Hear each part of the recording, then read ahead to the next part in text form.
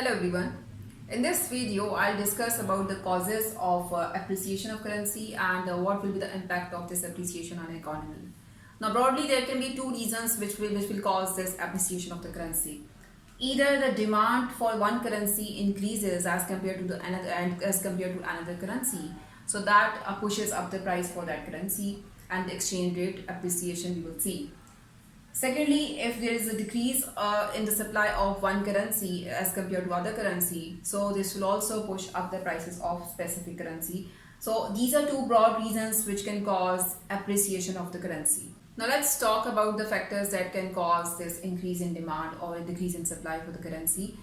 Now, first of all, if there is a lower inflation rate in the country, which means that the general price level of goods and services in the country would be lower as compared to the other countries around. So it means that more people will be interested to buy exports of this country, and so more demand for the exports, more demand for the currency, and then there will be an appreciation of the currency. Secondly, if interest rates offered by the banks for the people to get good returns, that can also cause appreciation of the currency, because people transfer their funds to the banks of those countries where they would get good returns. So if interest rates are higher in any country, that would cause more people to bring their money into that country, which means more demand for the currency, and then there will be an appreciation of currency. Thirdly, if there are more people going to other countries in search of better job opportunities, it means that if they do jobs in other countries and they send money to their families in the host country, so it means that there will be more demand for the currency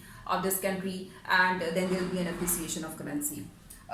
Fourthly, speculation. Speculators are the people those speculate, those expect, those predict about the change in the prices of any currency. So if they expect that the price of this currency is going to be increased in the future, so it means that this speculation would cause a lot of people to start buying that currency, and this will increase exchange rate of that currency in terms of other currency. Then investment prospects of any country play a pivotal role for bringing investments into that country. If the policies of the government of any country would be business friendly, it means that more people will be interested to bring their investments into that country. More multinationals will be interested to go to those countries where policies will be in favor of businesses. So it means there will be more demand for the currency of that country, and so there will be an appreciation of currency. Lastly, if there is boom in the trading partners countries, if suppose the countries with whom we trade, if those countries are experiencing boom, it means that incomes of the people will be higher, and they'll demand more for the exports our country. It means there'll be more demand for our exports, more demand for the currency, and hence more there will be an appreciation of currency. So these are the different factors those can cause appreciation of the currency. Now about the consequences of appreciation of currency, or the impact if any country experiences this appreciation of the currency. So what happens to the economy? Now there are a few things which will be different in short run and different in long run. So there are a few points which I'll discuss in the context of short and long run, and some points I'll discuss just because those will be the overall effect on the economy irrespective of the time period. So if I'll talk about the elasticity of the product, we know it already that the price elasticity of demand for imports and exports will be different. In short run, it will be inelastic because countries would be part of different contracts. They cannot easily switch to other options. So it means that demand for the exports would not affect much. And because of expensive exports, because of this appreciation of the currency, we will gain more revenue against our exports. But in the long run, it will become elastic, which means that countries would have this option of changing their contracts with different countries and going for the cheaper options available in the global market. So there'll be elastic demand, which means that because of this appreciation, there are a lot of people, a lot of countries would stop buying products of our country. So the export revenue would decrease in the long run. So on the basis of the same assumption, I can say this, that exports minus import, this component of the aggregate demand would increase in the short run, but it would decrease in the long run.